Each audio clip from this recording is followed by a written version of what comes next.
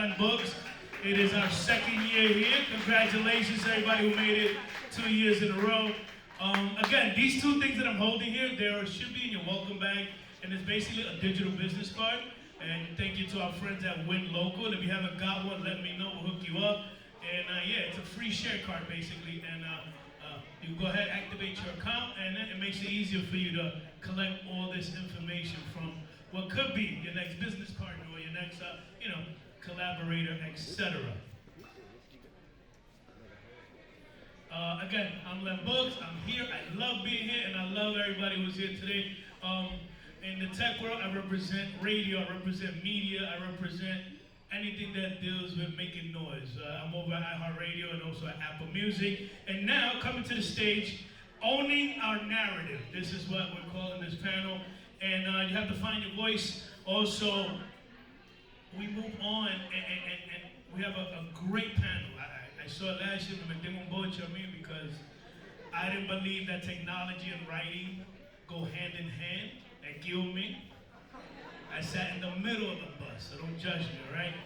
This panel is here to discuss how authentic voices are shaping publishing, digital platforms, and also cultural preservation at that. So, mi gente, un fuerte aplauso. Oh yeah, we speak Spanglish in case you got here late.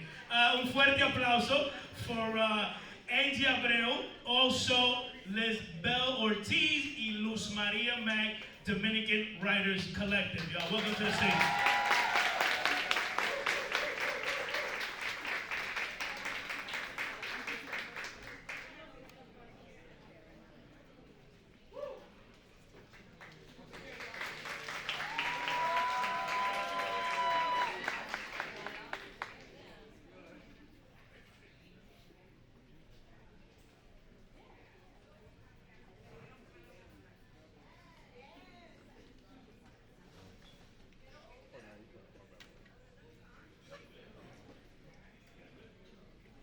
Hello, hello. Hi. Poseo también, so. Hola. Hello, hello. ¿Qué lo que, mi gente? ¿Cómo están?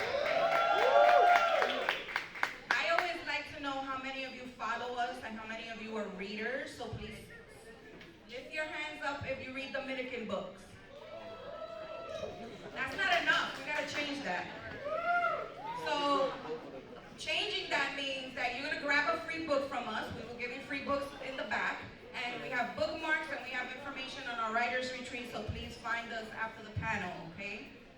So today we have Lisbel Ortiz. How many of you know Lisbel? I don't think enough people know you, Lisbel. So Lisbel is here we go. Lisbel is a Dominican-American creative whose storytelling spans poetry, podcasting, and performance. She's the author of Let's Talk About It, Por la Buena, Por la Mala, and co-host of the award-winning podcast Victory Life. Her digital work challenges stereotypes and elevates Afro-Caribbean narratives with raw authenticity. Then we have Luz Maria Mack. Luz is a children's book author, a Dominican children's book author. Please look her up. But part of the work that Luz does is digital media with her storytelling. She is a Dominican-born writer and educator based in the Bronx. Her bilingual children's books celebrate identity, confidence, and cultural pride. A grant recipient and public speaker, Luz uses digital media and literature to promote representation and self-love in Latin communities. So if you see here in the background, we have Luz video of one of her children's books that you can find on her YouTube channel. But I also want to take a minute to play the video for Lisbel as well. If you could bring that up, please, and put up the volume, because I want to, show and tell. Right? Do we have volume anywhere? Yes, no? Okay. So Lisbel, you want to tell us what this video is about, even though there's captions there? Yes, this video was a poem I wrote about my father's passing. It came from the heart. To me, the best poetry is a feeling before it's words. To me, it was my father's death. It was all that came with it. It was the burial, seeing his family, seeing familiar relatives, going back to the Dominican Republic to bury him. Kind of like sifting through generational trauma through his eyes and my own. But yeah, this was definitely just about death and the loss of losing somebody you never lived without. Thank you. Thank you for sharing that.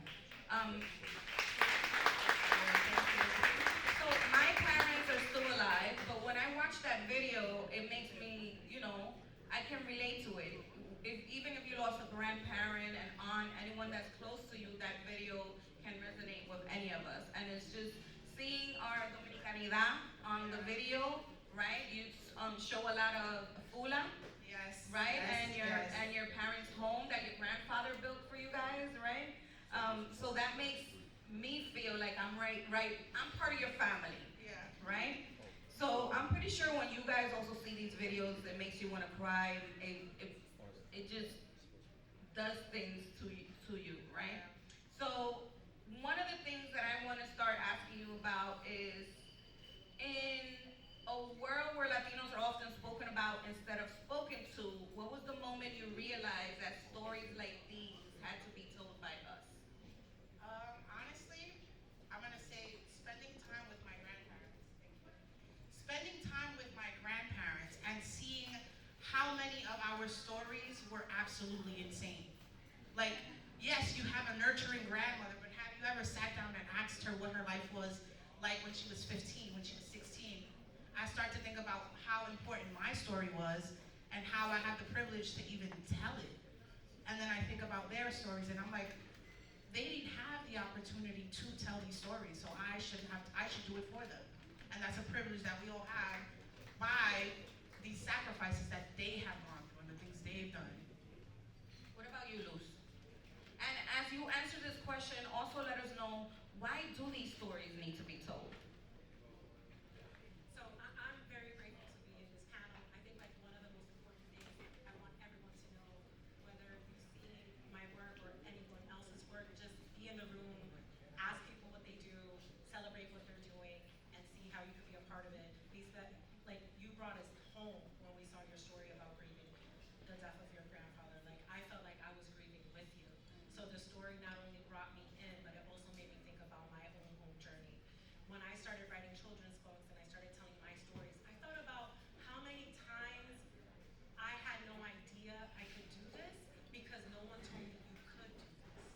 Because in our communities, we were told we had to be teachers, we had to be lawyers, we had to be doctors, but no one told you the stories you hear and you grow up listening to at home were just as important, if not better. Because not only you're carrying the legacy of your last name, you're carrying the legacy of the people that came before you. You know, my grandmother was someone that was illiterate, and she still had 12 kids, and she lived in a plantation that had tobacco. That is a story you don't see anywhere. But like when I start writing my children's stories, I want to make sure it reflects El Campo, it reflects the home I got to see. And although DR doesn't look like the DR of many, many moons ago, ya no veo mucha finca y muchas cosas, it doesn't matter because I want the next legacy of storytellers to know like the story that they're growing up with right now is worth telling. And we deserve to tell each other yes. Thank you. So, Lisbel, your work captures nostalgia and identity, but also challenges stereotypes, right? So, how do you use digital storytelling to reclaim and imagine and remind the world that our stories are more than a struggle, right? And they're also about love. You talk a lot about legacy and belonging. Yeah. I feel like, I mean, I was raised in love. I was surrounded by love and respect. And even if it wasn't perfect, it was still something so beautiful and something I hold on to. And Dominicans, well, like I'll talk about us. I don't know where everybody else is from, but me, Dominican, I know that most of the stories that I heard from Dominican Republic have been ones of poverty, have been ones of anguish, have been ones of anger for different reasons. You never know why your parents may leave the country. But I remember just, it's so rich in culture. Like I speak to a Dominican and I'm like, yes, I understand why we are the way that we are. What's our humor? What's our humility? The way we treat each other, the way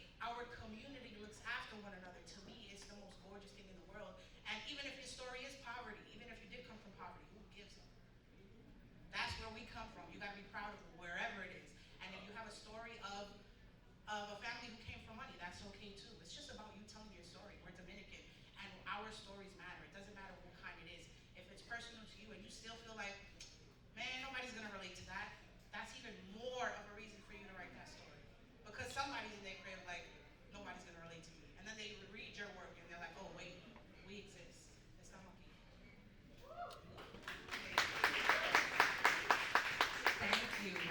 Luz, you're shaping how children see themselves, and you've been doing this for a long time, right? And it started with your daughter, Yes. right? So in a time when immigration and identity dominate how Latinos are portrayed, we all see what's in the news, right? What does it mean to create stories that show Dominicans and Latinx kids are thriving, dreaming, and simply being?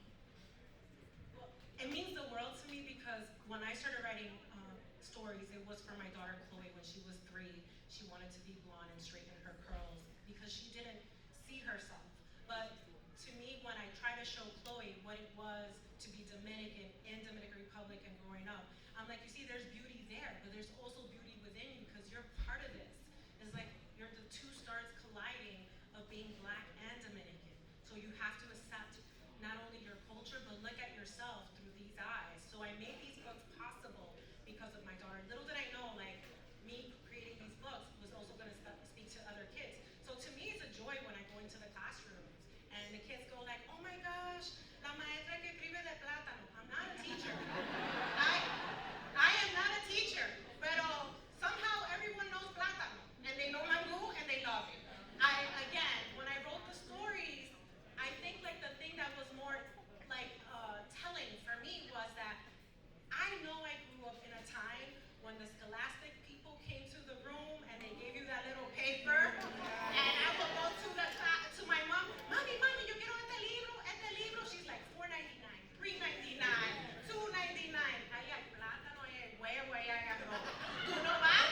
Those are very low prices. That's not today's price. No, pero, like we're talking about the have-nots.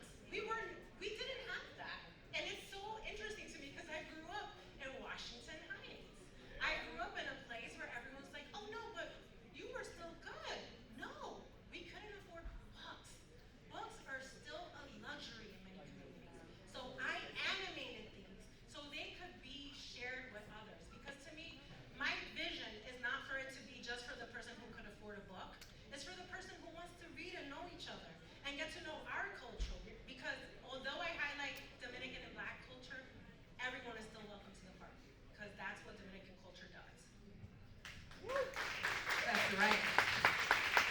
Well, I'm happy to say that when Scholastic came to my son's school, I was like, we're not having this. We're getting the local bookstore to come so that every child could leave with a book. Beautiful. So Can I just you add too to her? can do that. I have to add to this point because I remember being in 3rd grade. I was an avid reader. I loved reading books and deconstructing them and then building them up again for somebody who didn't read them. And it got so bad that my teachers started to tell me like, yo, you need to chill. Like, you need to stop.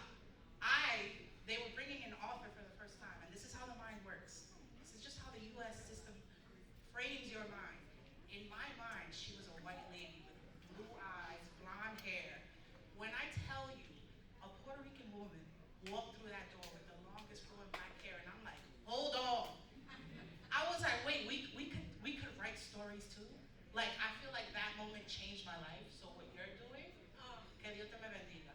That's beautiful. I have to admit, I mean, I went to Kennedy High School right across the bridge. I didn't see an author most of my life. So when I started writing stories and coming to the classroom, they're like, hold up, she's wearing braids? Yeah. and the kids are like, oh, Miss, ¿cuándo fue que tú fuiste a Santo Domingo? They're asking all these questions because it was relatable. And even for the kids that didn't see themselves in Dominican culture because they're not Dominican, they're Black, they're like, oh my God, I used to run the Grand Concourse. I'm like, I did too. Again, Yeah, I get it. I that's mean, relatable. last year I brought a Dominican author to a school in this uptown neighborhood, and it was the first time the kids had ever seen a Dominican author. And I was just like mind blown because I was like, this still happens? Like, yeah, I'm out here doing the work, but this still happens? But let's carry on because there's so many things that we could talk about, right? Let's talk about ownership. Yes. right? So, what does ownership really look like when it comes to our digital narratives, especially when the same platforms that profit from our culture rarely invest in it? See, I'm gonna tell you, because you and I talk a lot about intellectual property, Yes, right? I'm just gonna put it out there, we had to upload video for this event, the videos that you saw, and I was like, oh, I feel a type of way about uploading a video. I'm gonna send you the link, and you can use the link. Because I wasn't the owner of it, and I know Luz's struggle with IP. And then I thought about Lisbel, and I was like, damn, this is Lisbel's story. I wouldn't want someone to grab it and do whatever they want with it, and then it's, I just didn't, I really thought hard about that last night before I shared the video. I was like, no, I think I'm gonna send you the links. I'm not gonna download anything and upload any videos. But because I thought of you, we have conversations about these, but let's talk about that. About ownership of our intellectual property, even though these stories are so common, right? People be like, I went through Lisbel's experience, and that you don't own the experience, Right. but it's the content that you could create around that experience. So, Luz. Oh. I know why she's picking on me, you see? Because I have this plight all the time. So I talk to platforms so much. So the kid platform is a traditionally white space. And that's fine. Those are the people that tell the stories. Those are the people that are buying and acquiring the stories and then bringing it out to networks. Networks like what? We talk about the Netflix, the Hulu's, the everything, right? Not just YouTube, not the work that you're doing and uploading yourself for people to see. So my work is actually distributed right now through Quayle TV and Kids B2B. Kids B2B distributes in Portugal and parts of the United States. Why does this matter? Because every time you guys click and view, that means you're paying the creator a percent. And it's not a lot. It's not like we're gonna run to the Hamptons right away. We're talking about 7 cents, 10 cents, but then they start amounting to a point that you're like, oh my gosh. But this is the bad part about intellectual property and the way it's changed. Because our stories are still seen as niche and not important. And I'm not saying they're not. I'm just saying that's not what the wider community wants. For some reason or the other, we are always the last ones to get picked, the last ones to tell the story, and the last ones to monetize. And that is a concern of mine. So when we think about who we supporting, before we support those big platforms, think about the people, your local community individuals that are creating stories that represent your kids, your culture, your vecinas, your vecinos, because it's not gonna happen for them if we don't show that support. So what happens is once it's out there, people can steal the idea, and then since they have the money, they could go to these platforms and say, oh my gosh, I have a great idea. I thought of Little Maria, Pequeña Maria, and it's my name, and I'm just gonna add my last name, and it's John Doe. And I'm gonna give $50,000 to this person, and they're gonna replicate it. And that's what happens. And that Little Maria, Pequeña Maria doesn't look like the Little Maria, Pequeña Maria Luz Mack created. It looks like the wider audience that's being accepted. So that's the concern about IP. And for all of us that is in the room, I'll stop talking, but I hope you really think about who you support and who you're actually investing in their pockets. That was by the way. I was gonna say, you gotta watch who you're around.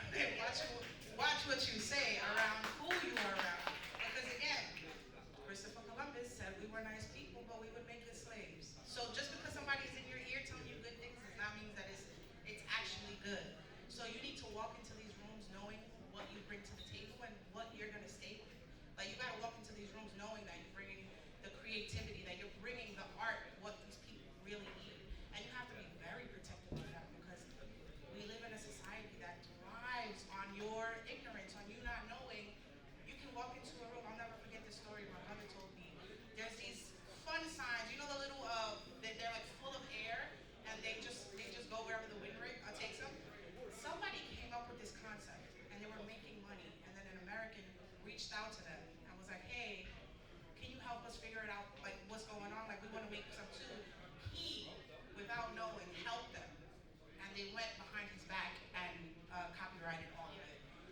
now they are worth God knows trillions of dollars. Yes. This dude is still living, he's still very, very poor, and he's never gotten the rights to those things. So being naive will cost you a lot more than you want. It's a sick society. And then proving that he did. Right. That's another part. Like, you could have the art, you could post it, and they're like, maybe she didn't do it. Maybe she was in the room with a person that's already monetized. It's really hard, but it's a very beautiful. So my last question is, before we close, and I want to leave you with something, right? How many of you have seen something online about our community and thought that's not really who we are? Yeah. Especially now when we have ICE on the news and whatnot, and they're portraying Latinos as the worst of the worst, and let's deport them all, right? So every time we share or support a story that reflects our truth, we push back against that, whether it's a post, a poem, or a short film. We're shaping the narrative too. So I encourage you all to continue telling our stories, right? But before we close, I want to leave you with this question. Lisbel and Luz, if someone here wants to make sure our stories are told authentically, what's one thing they can do starting today? Read, motherfucker. Read. I was having this conversation the other day. There is nothing that builds confidence. I didn't pay her for that. There is nothing that builds confidence like knowing what you're talking about. It does not matter what it is. If you know that you specifically know about this topic, you can be in a room with the most important, the most famous person in the room, and it does not matter. It doesn't matter. If you know what you're talking about, if you stand in confidence, you just feel that everywhere. And you walk into those rooms with that.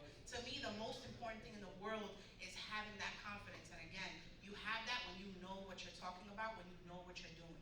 When you feel like that shaky confidence, it's because you know that you have not done the research, you haven't done the work, you haven't done something that will make you stand straight up tall. But you need to walk into those rooms, and whatever room it is that you want to create, whether you want to write a story, whether you want to edit, be a filmmaker, it doesn't matter. As long as you know 100% what you're doing, you're going to be unstoppable.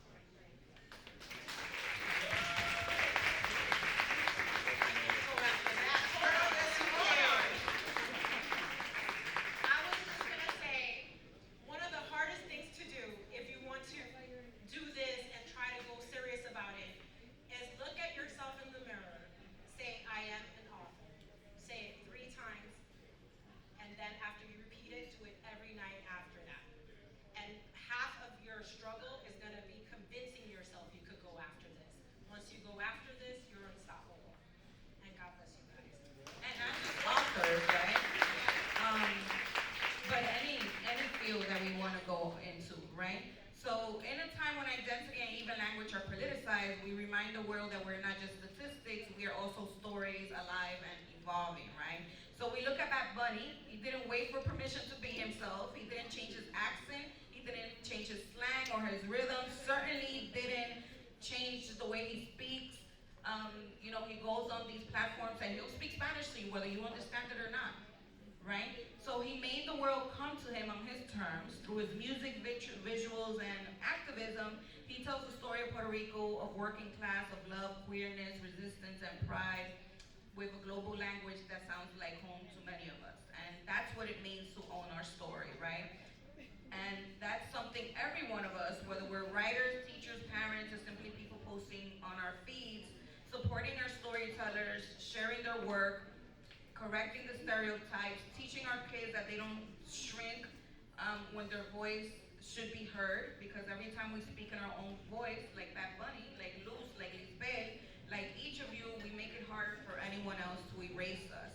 So that's my call, to remain authentic, continue telling our stories, continue supporting our storytellers, not just in the medium of books, but also film, theater, every creative space that's out there that you could support. We encourage you to please go out there and support. You don't need to spend your money. Sometimes it's just sharing and talking about it and referring somebody. Here, you're meeting a lot of people. Take note. talk to them, meet them, tíranos para adelante. No, conocí a fulano de tal, he could do this, he could do that. Maybe you guys could connect, maybe you could collaborate. Maybe next year you could network, maybe you create a space that you've been wanting to create and didn't have the right team, but now you met other people that can help you create that team. So, and that's how you continue to, support the work that